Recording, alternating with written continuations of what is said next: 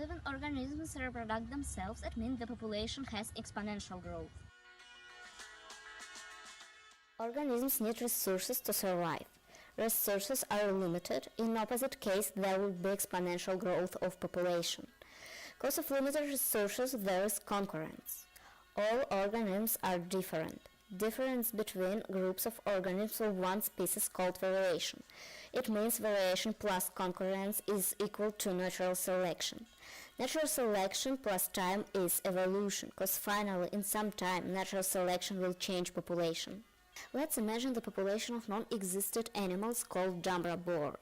So, they live in water, some of them eat fish, some of them prefer cephalopoda, this is more looks like octopus or squids, and usually they have 3 offspring during their lifetime.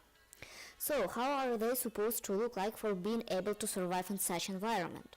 For living in water, a streamlined shape of body, fin or flippers, a developed adipose tissue not to be cold, and a smooth skin. So, now I'll try to draw it. I'm sorry for my drawing skills. Well, here I showed an evolved animal, and actually it doesn't matter how did it evolve before the state on the drawing. What matters is how it's going to evolve in the future.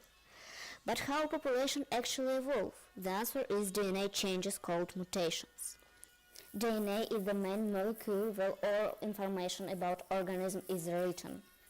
So, there are some different types of mutations. I can categorize them, for example, in good ones, bad ones, or neutral ones. Good ones make organism more adjusted, bad ones make less adjusted, and neutral ones make nothing. But in some years, or 1,000 years, or even million years, they could be good or bad or stay neutral. So, some mutations change organism. By the way, the amount of good mutation is only 1%, no more. There happen mutations, good or bad ones, and organism changes. If changes are good and make organism more adjusted, so it means that these organisms have more offspring because it's more adjusted, and more such genes spread among population. It means that population changes. If offspring get bad mutation, it means that it is less adjusted, and it means that it could have less offsprings. Then it means that these offsprings and offsprings of these offsprings will die in some time. It could be 100 years or 1 million years, it doesn't matter. But how mutations actually happen? DNA replicates itself. I won't explain this process now, it doesn't matter. There happen mistakes by replicating. For example, it is consequence of nucleotides in DNA, and some of them change places in this consequence, so if they change it, it is mutation. If it happens in gamete, then offsprings of that organism probably will have the same mutation.